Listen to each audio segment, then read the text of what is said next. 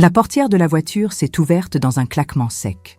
Le vent froid m'a fouetté le visage avant même que je comprenne ce qui se passait. « C'est ici que tu descends, maman. » Les mots sont sortis de la bouche de mon fils avec un naturel qui m'a glacé le sang, comme s'il me déposait au terminus d'un trajet ordinaire, et non à la fin de toute une vie. Depuis la banquette arrière, ma fille Claire a regardé par la fenêtre. Elle n'a rien dit, pas un clignement de cils. Elle a juste tourné la tête, comme pour éviter une scène embarrassante. Mes mains tremblaient, mais j'ai serré fermement l'anse de mon sac. À l'intérieur, il y avait bien plus que des médicaments et des papiers. Il y avait la seule chose qui pouvait renverser le cours des choses. Mais à cet instant, je ne savais pas si j'aurais la force de m'en servir. Le chemin de terre sous mes pieds, la poussière qui s'élevait et le bruit du moteur qui s'éloignait à la hâte. Je suis resté planté là, au bord de la route, sans savoir si c'était un abandon ou une libération. Ils pensaient qu'ils se débarrassèrent de moi, mais ils ne savaient pas ce que je gardais avec moi, ni de quoi j'étais capable quand on essaie de m'effacer. Et c'est dans ce silence absurde, au milieu de nulle part, que j'ai compris. Ce n'était pas la fin, c'était le début. Bonjour, je suis Catherine Dubois, j'ai 68 ans, mais pendant 44 ans, on m'a appelée la femme d'Alain. Dans la rue, au marché, à l'église, personne ne me demandait mon prénom. J'étais l'épouse, la mère des enfants, celle qui s'occupait du grand domaine de la chêneraie. Cette maison était mon univers. Chaque tuile du toit, chaque taie d'oreiller brodée, chaque cep de vigne plantée avec sueur et espoir, j'étais partout, même dans les choses invisibles. Alain et moi avions tout construit ensemble. Nous avions commencé avec un lopin de terre, hérité de son père, pour finir avec 50 hectares de culture et une maison de maître qui semblait sortie d'un magazine. Mais tandis qu'on le qualifiait de visionnaire, j'étais simplement Madame Dubois. Je n'ai jamais rien remis en question. J'ai été élevée comme ça, aider en silence, être solide, tout gérer sans laisser de traces. Quand je suis tombée enceinte de Mathieu, notre premier, j'ai abandonné l'université. Puis Claire est arrivée et j'ai compris que ma vie serait de m'occuper de la vie des autres. Et je m'en suis occupée, mieux que personne. J'ai veillé des nuits entières auprès d'Alain quand il a eu une grave pneumonie. J'ai dormi par terre à l'hôpital quand Claire a été opérée. J'ai vendu mes bijoux pour payer les salaires des ouvriers pendant la grande sécheresse de 2009. Et jamais, au grand jamais, je n'ai demandé quoi que ce soit en retour. Pas même un « merci ». Quand Alain est tombé malade, un cancer de l'estomac, foudroyant, c'est avec moi qu'il a voulu passer ces derniers jours. Pas d'hôpital, pas d'oxygène. Il voulait la terrasse de notre maison, l'odeur de la lavande, le chant des tourterelles sur le toit. Et je suis restée là, à genoux à ses côtés, lui tenant la main jusqu'à son dernier souffle. Même dans le deuil, j'ai tout fait fonctionner. J'ai organisé les obsèques, accueilli la famille, rassuré le personnel. Mathieu et Claire sont arrivés avec des airs graves, des vêtements chics et un empressement suspect. Beaucoup d'empressement. Ce soir-là, je l'ai senti. Ils n'étaient pas là par chagrin. Ils étaient là pour les chiffres, pour l'héritage, pour faire avancer les choses. Et moi, j'étais juste une ligne de plus sur leur tableau Excel. Personne ne m'a demandé comment j'allais, ni si je voulais vendre, ni si je voulais rester. Ils n'ont parlé que de partage, de notaire, d'opportunités de marché. Comme si tout ce que j'avais vécu dans cet endroit pouvait se mesurer en hectares et en euros. Mais je n'ai pas pleuré, je n'ai pas crié. J'ai fait du café et j'ai écouté, comme toujours. Sauf que cette fois, quelque chose à l'intérieur de moi a commencé à se fissurer. Une fissure infime, mais qui n'allait plus jamais se refermer. Si cette histoire vous a déjà ému, abonnez-vous et activez la cloche. Ici, chaque récit est authentique, percutant et destiné à ceux qui refusent d'être effacés. Seuls les abonnés les découvrent en premier.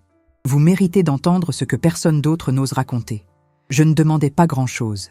Je ne voulais ni voyage, ni bijoux, ni ma photo dans les journaux ou une statue sur la place du village. Je voulais juste rester. Rester dans la maison que j'avais aidé à bâtir de mes propres mains. Dormir dans le lit où j'avais mis au monde mes enfants. Marcher pieds nus sur le parquet que je cirais chaque semaine. Sentir l'odeur du café qui infuse, du savon de Marseille dans la buanderie, de la terre mouillée après l'orage. Je voulais ouvrir la fenêtre de la cuisine et voir les vignes grandir. Je voulais entendre les oiseaux au lever du jour. Je voulais replanter des rosiers, comme Alain les aimait. C'était tout. Mais même ça, ils me l'ont refusé. Tu auras tout le confort, maman. Une bonne mutuelle, des voisins tranquilles, une maison plus petite, plus facile à entretenir. C'est ainsi que Mathieu a tenté de me convaincre, sans me regarder dans les yeux. Il parlait comme s'il m'offrait un cadeau, alors qu'il me jetait dehors, comme s'il emballait un problème dans du joli papier. Claire, de son ton doux et calculé, a ajouté « On veut ce qu'il y a de mieux pour toi. De mieux? Ce qu'il y aurait eu de mieux pour moi, c'est qu'il voit que j'existais encore, que je n'étais pas un vieux meuble qu'il fallait mettre en lieu sûr. Je voulais du respect. Je voulais que Mathieu s'assoie avec moi sur la terrasse et me demande ce que je ressentais sans son père. Je voulais que Claire m'apporte un gâteau, comme quand elle était petite, et me dise « Maman, est-ce que tu as besoin de quelque chose ?» Je voulais de la présence, mais il ne savait plus ce que c'était. Pendant des années, la maison ne s'était remplie que de silence. Silence pour les fêtes. Silence le dimanche.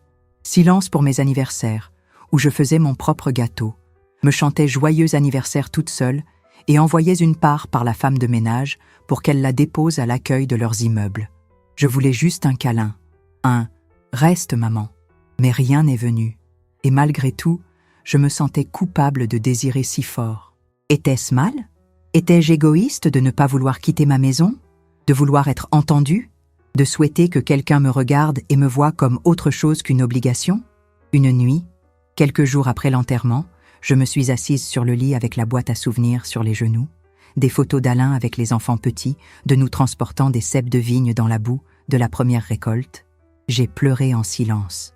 J'ai pleuré pour moi, pour Alain, pour la femme que j'avais été, pour tout ce que j'avais construit avec amour, et qu'ils essayaient maintenant de vendre comme un entrepôt. Et c'est là que j'ai compris. Ce que je voulais, ce n'était pas seulement rester, c'était être respecté pour tout ce que j'avais fait. C'était voir mes enfants comprendre que l'amour ne se mesure pas par un contrat de vente. C'était qu'ils sachent que cette femme, silencieuse depuis des décennies, avait un nom, une histoire et une force. Parce que jusqu'alors, j'avais été le silence. Mais maintenant, je voulais être la voix. Et même si pour cela je devais me lever seule, fermer les volets, éteindre les lumières, et tout recommencer, ailleurs, je le ferais. Parce que je voulais plus que du confort. Je voulais de la dignité, et il n'était pas prêt à découvrir jusqu'où j'étais prête à aller pour la trouver. Le lendemain matin des obsèques, je me suis levée tôt, par habitude. Même sans Alain à mes côtés, mon corps connaissait l'heure du café. J'ai mis la cafetière sur le feu. L'odeur a rempli la cuisine, mais la table vide m'a fait plus mal que le silence. Mathieu et Claire sont descendus tard. Ils chuchotaient, marchant d'un pas rapide, avec des tenues trop apprêtées pour un mardi de deuil. Mathieu portait un blazer, Claire, des talons. Je me suis assise à table avec mon café, attendant qu'ils disent de quelque chose. N'importe quoi. « Maman !» commença Mathieu en posant une enveloppe sur la nappe. « On a bien réfléchi. Il est temps de régler les choses. » Claire a ouvert son ordinateur portable. Tout était si automatique, si impersonnel. « Le domaine peut être vendu à un excellent prix, » dit-elle en souriant, comme si elle présentait un produit de luxe. L'investisseur est déjà trouvé. La proposition est là. J'ai tendu la main, pris le papier. J'ai regardé froidement les chiffres. Ils ne m'ont pas choqué. C'est le ton qui m'a choqué. Et moi? Bien sûr qu'on a pensé à toi, dit Mathieu en ouvrant un autre dossier. Il y a une résidence-service excellente, sécurisée, tranquille. Suivi médical, loisirs, des gens de ton âge. C'est l'idéal. On l'a même visité. Claire a tourné son ordinateur et m'a montré des images. Une piscine, un restaurant, un vieil homme souriant avec une canne. Ça avait l'air joli, mais vide, faux, froid. « Vous voulez me placer ?» dis-je. Ce n'était pas une question. « Maman, ne le vois pas comme ça. C'est exactement comme ça, l'ai-je coupé. Vous ne voulez pas vous occuper de moi. Vous voulez liquider l'héritage, écarter l'élément qui dérange. » Ils se sont regardés, tendus. « Ce n'est pas juste que tu restes seule ici. La maison est immense. Le domaine demande de l'entretien, dit Claire, la voix mielleuse pour masquer la dureté. On a nos vies à l'extérieur, compléta Mathieu. Tu t'es toujours occupé de tout. Mais maintenant, vous croyez pouvoir vous occuper de moi en m'enfermant dans un endroit avec une clôture électrique et un loto le mardi? Le silence s'est installé. Mathieu s'est raclé la gorge. Il a poussé une autre enveloppe vers moi. Papa a signé. Voici son autorisation pour la vente. On l'a fait valider par un avocat. J'ai pris le papier. J'ai reconnu la signature, mais elle était trop parfaite. À la fin, Alain tenait à peine son stylo. Ça ne semblait pas juste. « Il n'y a pas le sceau de notre notaire », dis-je sans élever la voix. Mathieu a détourné le regard. C'était une autre étude, plus rapide. Claire a fermé l'ordinateur. Elle a pris ma tasse et l'a portée à l'évier comme pour clore la discussion. « La décision est prise, maman. Tu n'as qu'à être d'accord. Être d'accord. Signer. Sourire. Accepter. » Je me suis levée. Je suis allée à la fenêtre. Le temps était couvert. L'odeur de la terre humide annonçait la pluie. « Je vais y réfléchir », dis-je en retournant à table pour ramasser mes documents. Mathieu a essayé de protester. Claire a soupiré. Mais je ne les entendais déjà plus. J'ai monté lentement les escaliers. Dans ma chambre, j'ai fermé la porte. J'ai ouvert l'armoire. Derrière le dernier tiroir, dans une vieille boîte à foulard, se trouvait ce que je gardais depuis des années. Un acte de propriété. 20 hectares du domaine. Acheté à mon nom. Avant le mariage. Une précaution qu'Alain avait prise, au tout début, quand une dette bancaire avait failli tout nous faire perdre.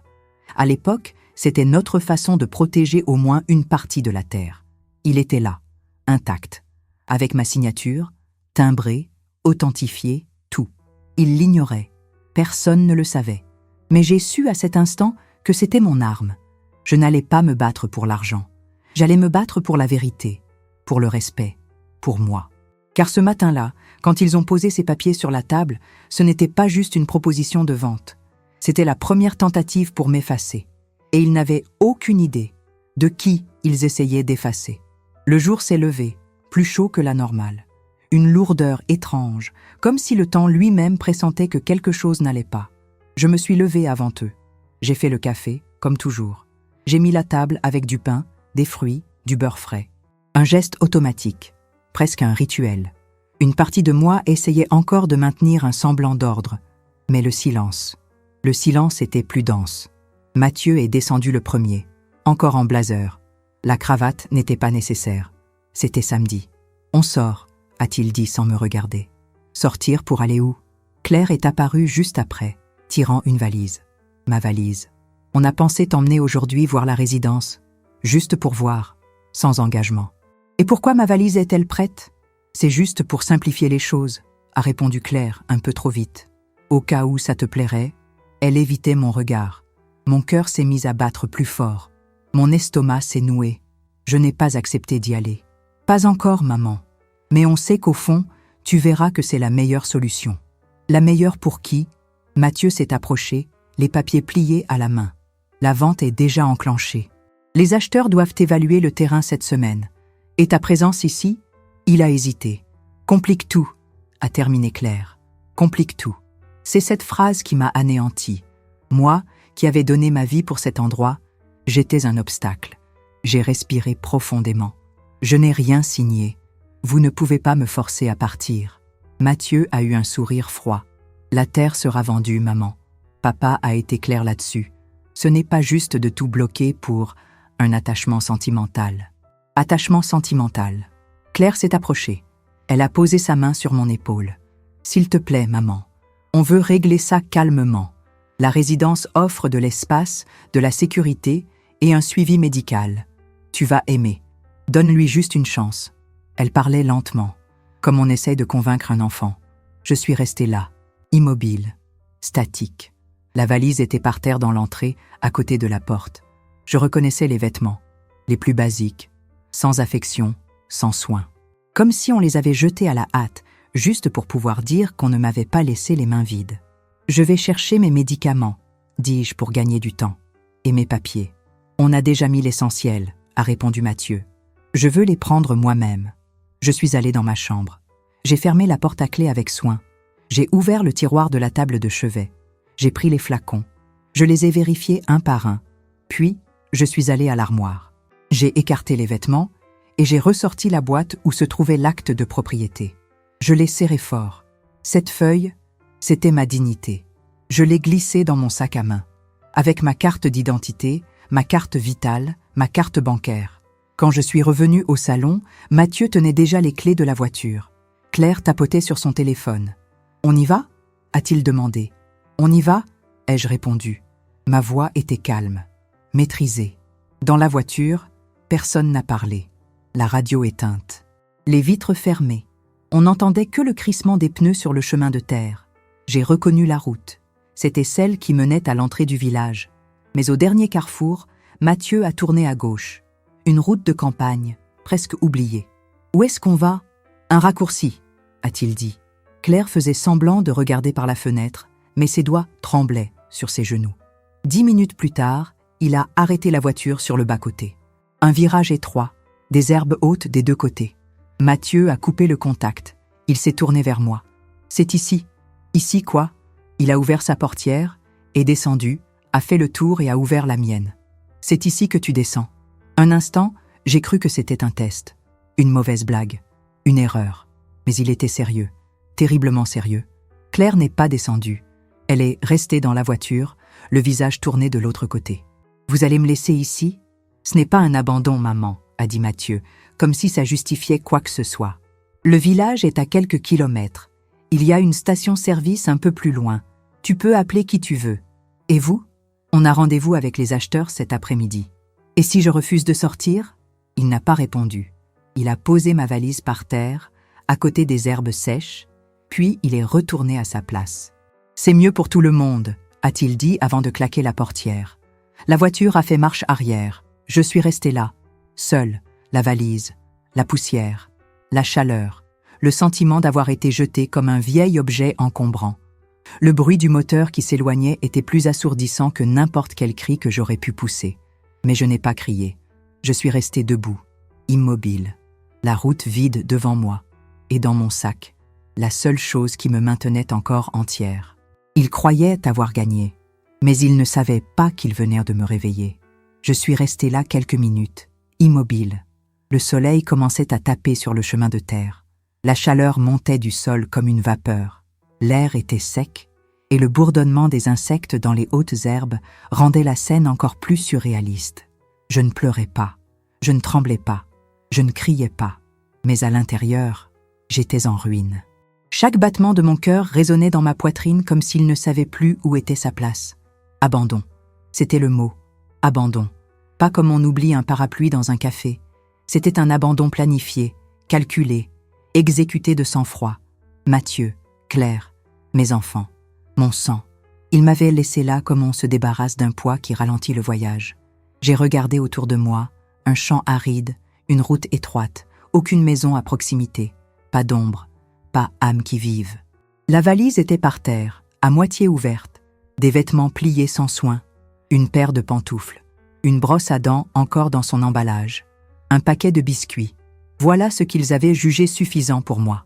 J'ai pris la valise d'une main et j'ai serré l'anse de mon sac de l'autre. J'ai fait quelques pas. Mes genoux me faisaient mal. Mon cœur, encore plus. Chaque pas soulevait la poussière. La route semblait infinie. Il y a une station-service un peu plus loin. C'est ce qu'il avait dit. Mais il n'y avait rien. Juste moi, et la douleur, et la honte d'avoir élevé 2 enfants qui pensent que la dignité est jetable, que leur mère est un objet, qu'une maison se vend avec un acte notarié et que l'affection peut être sous-traitée. Dans ma tête, un tourbillon de souvenirs. La première fièvre de Mathieu. Moi, le tenant dans mes bras au milieu de la nuit, lui rafraîchissant le front avec un gant de toilette humide. Claire, pleurant de peur dans le noir. Et moi, assise au pied de son lit jusqu'à ce que le sommeil la prenne. Les anniversaires avec un gâteau fait maison. Les Noëls où je décorais la maison même quand l'argent manquait. Et maintenant, rien. Juste leur silence me disant que tout cela avait une date de péremption. Je me suis assise au bord de la route. J'ai lâché la valise, j'ai posé mon sac, j'ai ouvert doucement la fermeture éclair. Il était là, l'acte de propriété. Le papier jauni par le temps, signé de ma main, authentifié par un notaire. Ma part, ma sécurité, mon dernier lopin de terre. Je l'avais gardé par précaution. Je n'aurais jamais imaginé l'utiliser un jour contre mes propres enfants. Mais là, dans cette chaleur qui écrasait le corps et l'âme, j'ai su. Ce n'était plus seulement du papier. C'était une preuve, un bouclier, ma réponse. Je me suis relevé, j'ai secoué la poussière de mes vêtements. J'ai fermé la valise. J'y ai jeté les pantoufles et j'ai commencé à marcher. Pas après pas. Douleur après douleur. Je ne savais pas exactement où j'allais, mais je savais d'où je partais. pas seulement de cette route. Je partais de la naïveté, du silence, de l'illusion que l'amour d'une mère est inconditionnel, même lorsqu'il est piétiné.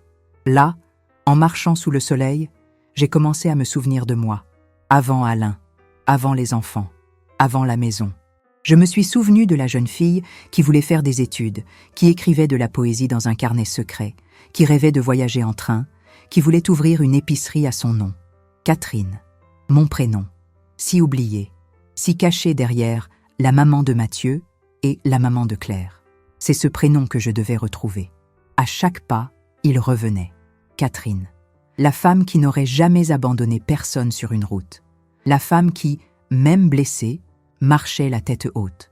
La femme qui connaissait sa valeur, même si le monde entier l'avait oubliée. La douleur était toujours là, mais elle ne me paralysait plus. Le chagrin me brûlait la poitrine, mais il nourrissait mon pas suivant. Et je savais. L'humiliation avait été la goutte d'eau. À partir de cet instant, il ne s'agirait plus de ce qu'il m'avait pris. Il s'agirait de ce que j'allais reconquérir. Mon nom, ma voix, ma terre, mon histoire. Et eux, ils allaient encore entendre parler de moi. J'ai marché pendant près de 2 heures avant de trouver un signe de vie. Le ciel commençait à changer de couleur quand j'ai aperçu une petite construction à l'horizon. Une vieille station-service, avec une enseigne de travers, 2 pompes à essence et un café-bar attenant.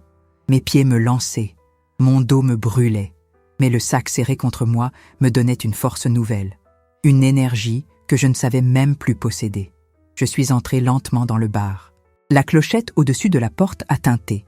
L'air était lourd d'une odeur de friture et d'huile de moteur. Un homme âgé derrière le comptoir m'a regardé et a arrêté d'essuyer son verre. « Bonjour, madame. Tout va bien ?» J'ai hoché la tête. Je me suis approché du comptoir, j'ai posé mon sac et je me suis appuyé des 2 mains. J'aurais besoin d'un téléphone et d'un verre d'eau, si ce n'est pas trop demandé. Il a disparu quelques secondes et est revenu avec les 2. L'eau était tiède, mais elle a coulé en moi comme un soulagement. J'ai composé un numéro de tête, un vieux numéro, jamais oublié. Des tonalités courtes. 3, 4. Allô? Maître Fournier? C'est Catherine Dubois. Silence à l'autre bout du fil. Mon Dieu, Catherine, j'essayais de vous joindre. Avez-vous vu le testament? Mon sang s'est glacé. Quel testament? Alain est venu à mon étude l'année dernière. Il a tout refait. Il m'a demandé de garder le secret jusqu'au bout. J'ai tout préparé, mais personne ne m'a contacté.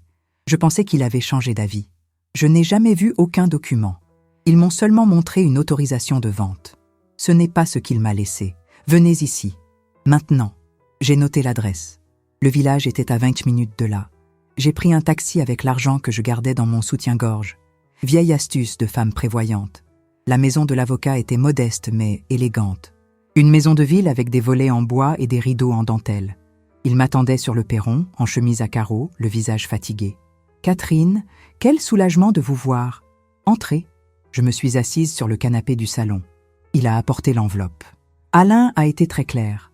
Votre part devait être protégée, et cet acte de propriété que vous avez apporté ne fait que le confirmer. Il a ouvert l'enveloppe, a sorti des feuilles agrafées. La première ligne m'a coupé le souffle. Je déclare, en pleine possession de mes moyens, léguer à mon épouse, Catherine Dubois, le contrôle total de l'exploitation et de l'administration du domaine de la Chêneraie. C'est un testament légal, enregistré, scellé. La signature est la sienne, validée par biométrie. Alors, ce papier que mes enfants ont présenté est probablement un faux, et même s'il ne l'était pas, il n'aurait aucune valeur face à celui-ci. Il s'est levé, s'est dirigé vers une bibliothèque et a pris un autre document. Mais ce qui change tout, c'est ça. C'était l'acte de propriété des terres à mon nom. L'original, lié à la source d'irrigation du domaine. Maître Fournier m'a regardé droit dans les yeux. Sans cette parcelle, les acheteurs n'ont pas accès à l'eau. La vente est bloquée. Le domaine ne peut pas fonctionner. Ils ne peuvent rien faire sans vous. J'ai reculé d'un pas. Je me suis rassise, le corps épuisé, mais l'esprit plus vif que jamais. Ils m'ont abandonné sur la route, dis-je, pour la première fois à voix haute. Maître Fournier a froncé les sourcils. Pardon? Ils ont dit qu'ils m'emmenaient visiter une résidence. Et ils m'ont laissé au milieu de nulle part. Il s'est assis à côté de moi. Il est resté silencieux quelques secondes. Voulez-vous porter plainte? Non. Non? Pas maintenant. J'ai regardé par la fenêtre. Le ciel s'assombrissait déjà. La nuit tombait.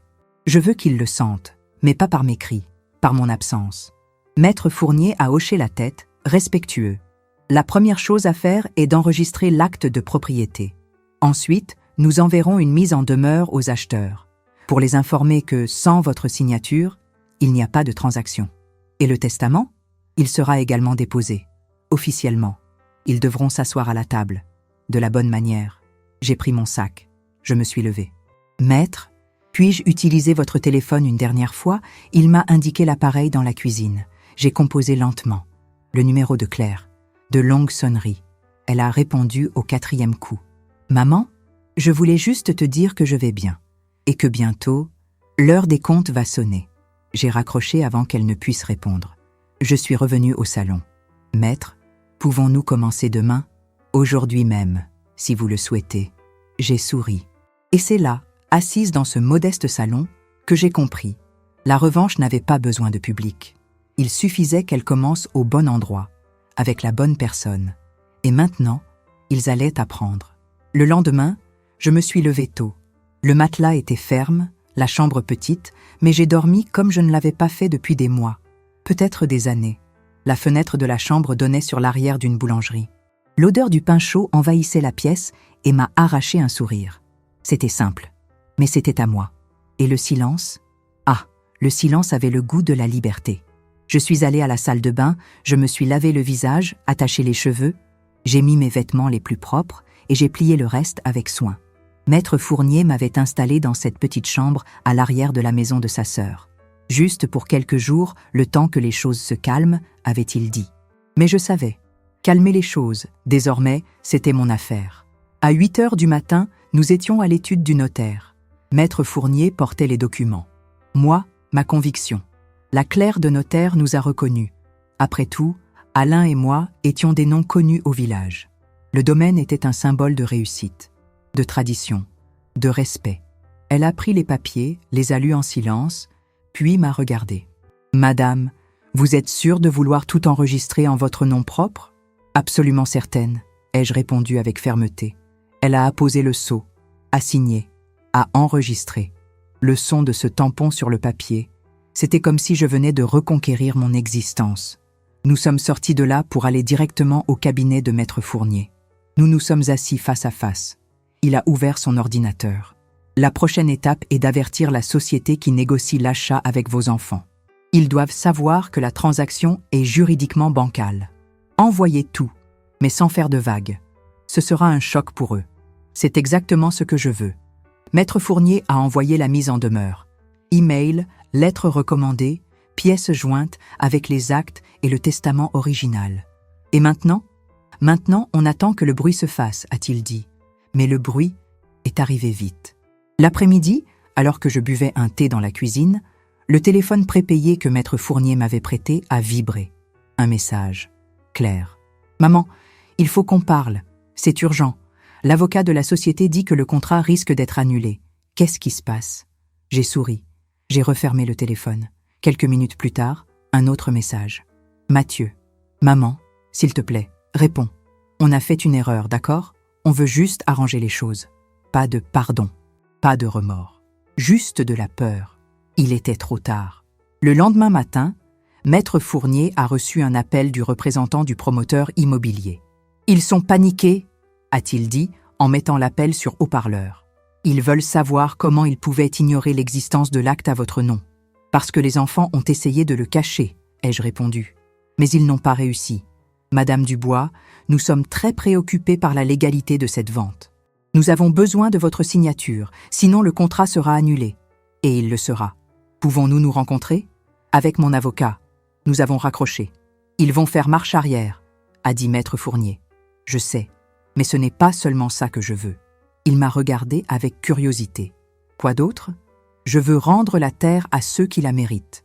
Des gens qui la respectent, des gens qui plantent avec amour. Cet après-midi-là, j'ai cherché Étienne, un jeune homme de la coopérative agricole locale.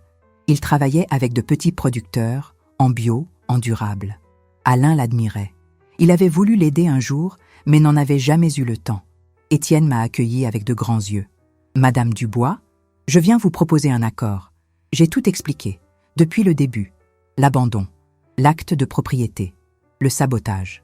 Je veux faire don d'une partie de la terre, celle qui m'appartient. À une condition, elle doit rester vivante, produire, créer du travail. Étienne a failli pleurer. « Madame, vous en êtes certaine ? Je n'ai jamais été aussi certaine de quoi que ce soit. Nous avons formalisé l'accord. En une semaine, la partie la plus fertile du domaine serait enregistrée au nom de la coopérative, sous ma supervision bénévole. J'ai commencé à visiter la terre en silence, sans bruit. J'entrais par l'arrière, je marchais sur le sol doucement, comme quelqu'un qui retrouve son propre corps. J'ai vu les vignes refleurir. J'ai vu les premiers bourgeons apparaître. J'ai pleuré là, seul, adossé à un chêne que j'avais planté avec Alain, des décennies auparavant. Au village, les rumeurs ont commencé, que la vente était annulée, que la veuve n'était pas si fragile, que son nom valait bien plus que le nom de famille de ses enfants. Et c'est dans ce murmure collectif que la justice a commencé à se faire, sans scandale, sans gros titres, mais à chaque pas calculé, chaque document signé, chaque racine préservée. Mathieu et Claire ont commencé à sentir l'impact réel. Leurs appels sont passés de l'arrogance au désespoir. « Maman, il faut que tu comprennes, on voulait juste te protéger. Maman, ça pourrait détruire notre réputation. Maman, parle-nous. » Mais je ne parlais pas, plus maintenant. Parce que sur cette chaise, chez le notaire, quand ils ont scellé mon nom, j'ai compris. Ma voix n'a pas besoin de crier. Ma présence n'a pas besoin de scène. Et ma valeur ne sera plus jamais décidée par personne d'autre que moi. Le vendredi suivant, une lettre a été déposée à l'accueil de la coopérative. Pas d'expéditeur, mais j'ai reconnu l'écriture. C'était celle de Claire. À l'intérieur, une feuille pliée en deux. Des excuses timides, des mots répétés, des paragraphes décousus. À la fin, une phrase soulignée « On veut juste discuter ». Mais il était trop tard, parce que je ne voulais plus discuter. Je voulais une conclusion. La coopérative était en fait. Nous venions de signer un partenariat avec 2 petits distributeurs. Bientôt, les vins du domaine de la Chêneraie reviendraient sur le marché, sous une nouvelle direction, mais avec les mêmes racines. Étienne m'a invité à faire le discours lors de l'assemblée. « Madame, vous êtes l'âme de tout ça. Sans votre courage, cette terre serait devenue du béton. » J'ai refusé le micro. Je n'ai jamais aimé les discours, mais j'ai demandé à parler en regardant les gens dans les yeux.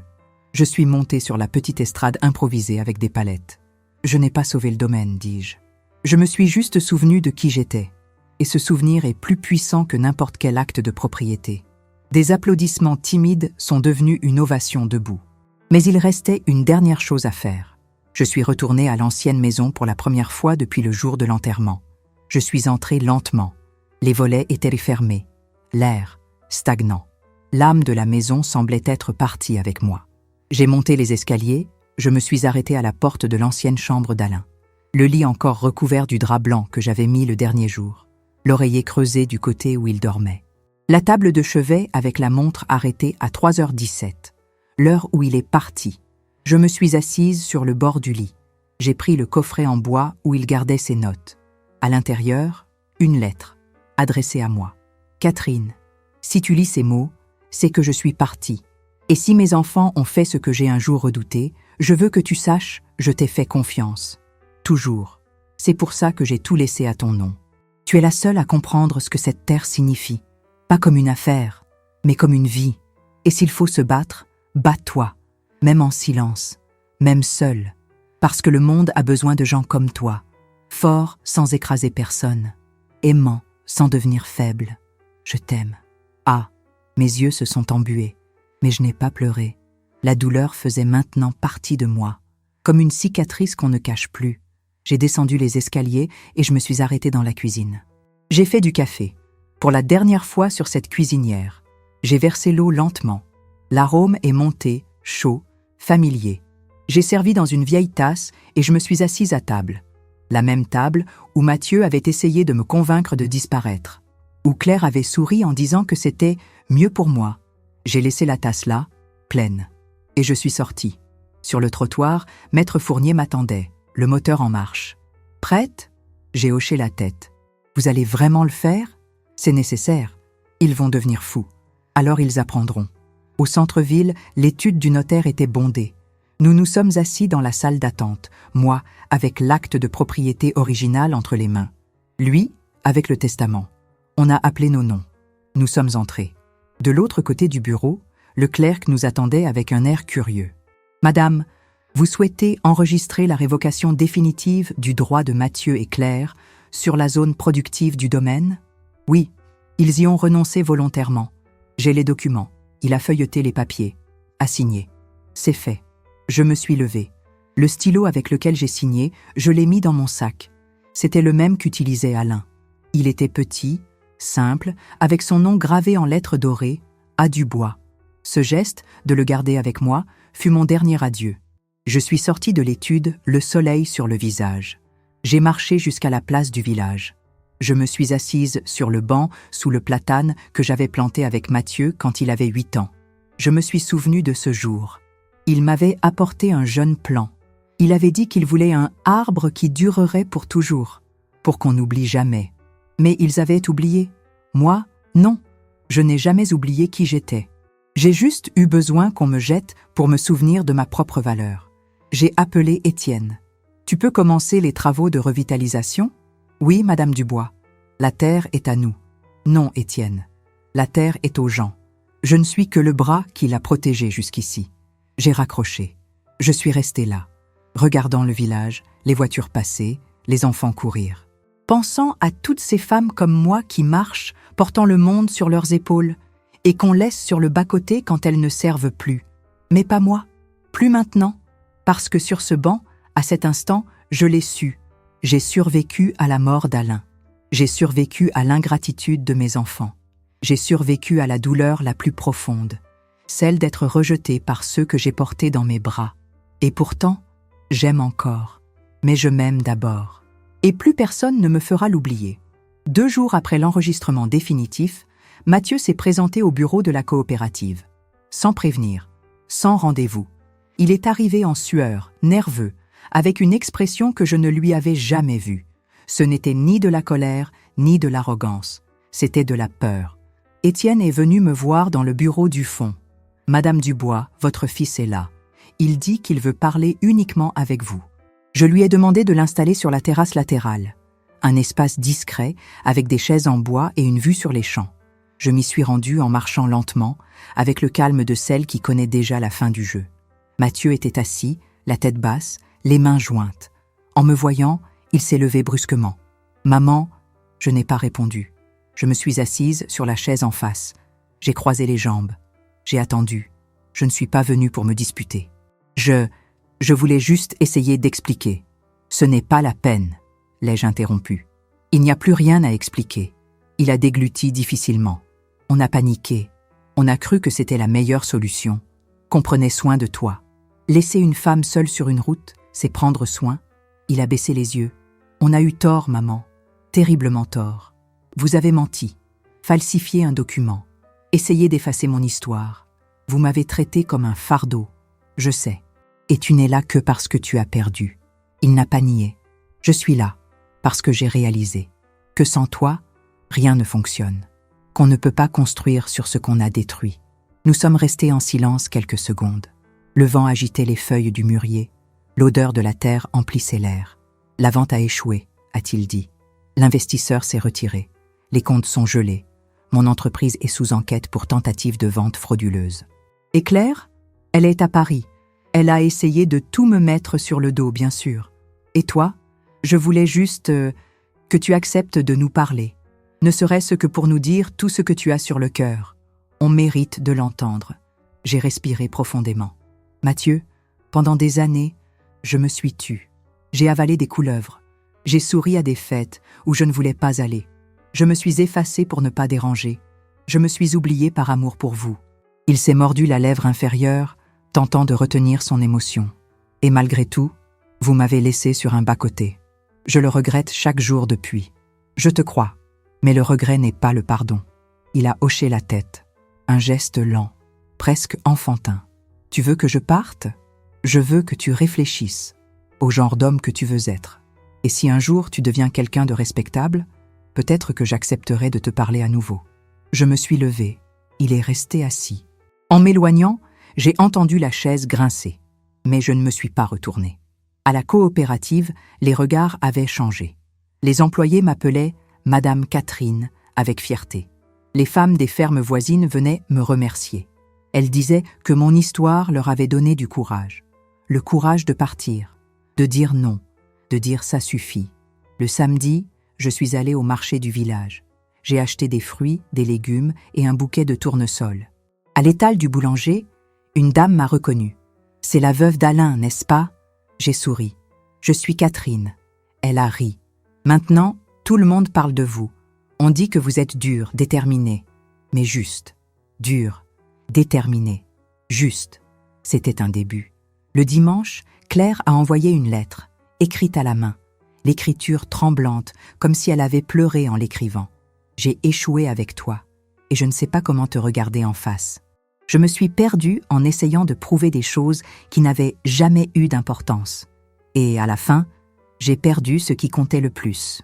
Ton respect. Je n'ai pas répondu. Ce n'était pas encore le moment. Le mois suivant, la coopérative a officiellement inauguré sa nouvelle aile de production à mon nom. L'espace Catherine Dubois. J'ai eu droit à une plaque, à un discours. Mais ce qui m'a le plus touchée, c'est de voir les enfants courir entre les serres, jouer avec la terre, apprendre que cultiver n'est pas seulement un acte de travail, c'est un acte de foi. Foi en l'avenir, foi en soi-même. J'ai commencé à animer de petits ateliers le samedi. J'enseignais comment faire du savon artisanal, des conserves, du compost. Des femmes de tous âges venaient. L'une d'elles, de 19 ans, m'a serré dans ses bras à la fin d'un cours. Vous me rappelez ma grand-mère, forte, sans faire de scandale. Je veux être comme ça. J'ai contenu mon émotion. C'était ça. C'était cet impact que je voulais. Pas celui de la vengeance, mais celui de la reconstruction. D'un véritable héritage. Sans applaudissements, sans gros titres, mais avec vérité. Mathieu est revenu à la coopérative 3 semaines plus tard. Cette fois, il a apporté des fleurs et un panier de produits locaux. Ce n'est pas pour acheter quoi que ce soit, ni pour convaincre. C'est juste pour dire « Merci pour tout ce que tu as été et ce que tu es. J'ai accepté » d'un léger signe de tête, mais je ne l'ai pas invité à entrer. Pas encore, parce que la justice réside aussi dans le temps, et le pardon n'arrive que lorsque la dignité a repris sa place. Pendant longtemps, j'ai cru qu'être mère, c'était être le silence, qu'il suffisait de prendre soin, de soutenir, d'accueillir, et qu'un jour, naturellement, le respect viendrait. J'ai cru que l'amour inconditionnel signifiait tout accepter, même le manque de respect, même l'indifférence. Je me suis effacée lentement, comme on éteint sa propre lumière sans s'en rendre compte. Je souriais quand je voulais pleurer. J'aidais quand j'avais besoin d'aide. Je disais « tout va bien » quand tout s'effondrait en moi. Et pourtant, on m'a laissée au bord d'une route, seule, avec une valise faite par d'autres, comme on se débarrasse d'un problème.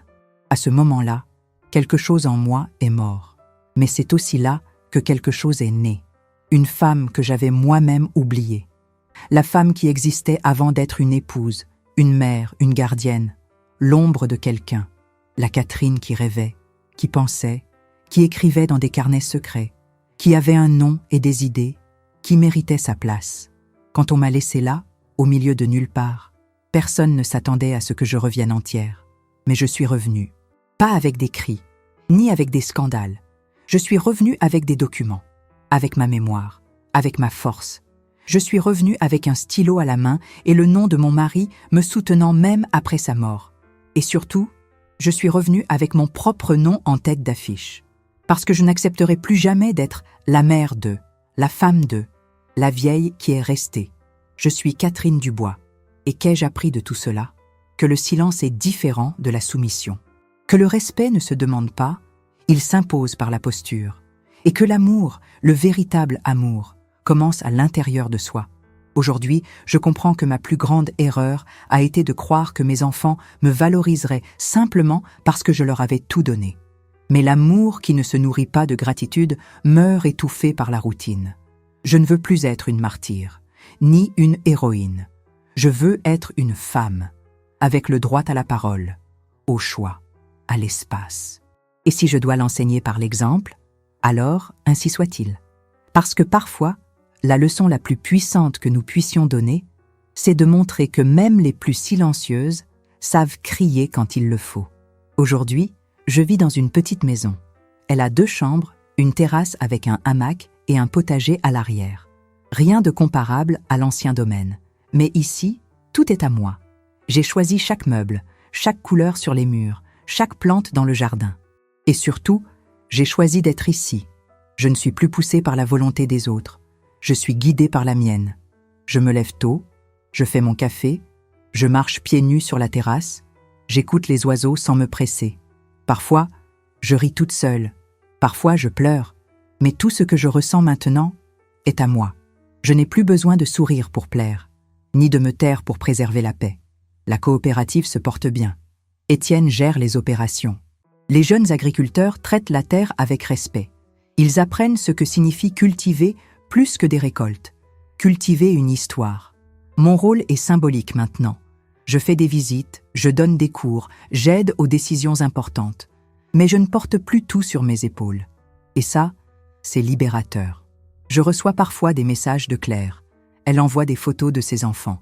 Elle écrit avec précaution, comme quelqu'un qui marche encore sur des œufs. Je réponds avec gentillesse. Nous ne nous sommes pas encore vus.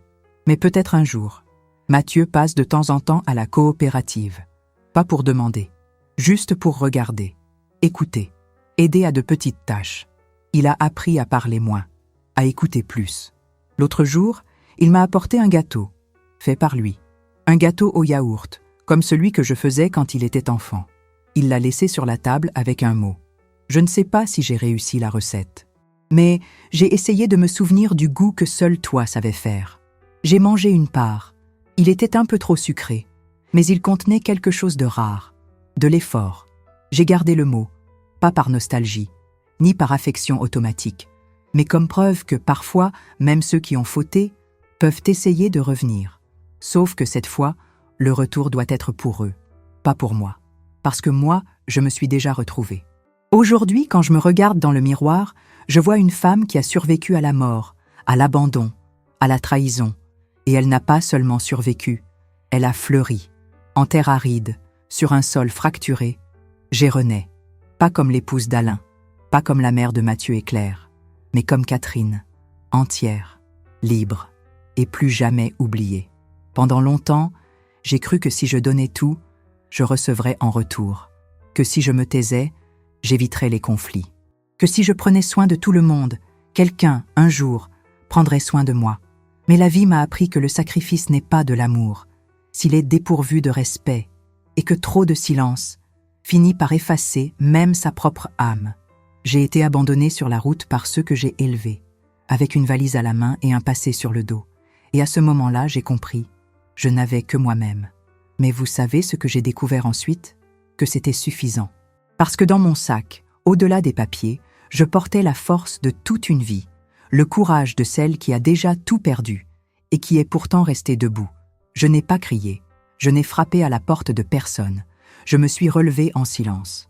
Et j'ai montré, par mes actes, que personne n'a le droit de décider du moment où vous cessez d'avoir de la valeur. Si on vous a déjà sous-estimé, ignoré, mise de côté par ceux qui devaient vous protéger, si on vous a déjà fait sentir comme un poids, si on a déjà tenté de vous faire taire, commentez ci-dessous, je suis aussi Catherine, parce que vous l'êtes, parce que chaque femme qu'on a traitée d'exagérée, d'ingrate, de vieille ou de difficile, porte une Catherine en elle. Et quand cette Catherine se réveille, il n'y a ni route, ni abandon, ni silence qui puisse empêcher sa voix de résonner. Partagez cette histoire avec celles qui ont besoin de se souvenir de leur propre valeur. Et rappelez-vous, la femme qu'ils ont tenté d'effacer est précisément celle qui marquera l'histoire.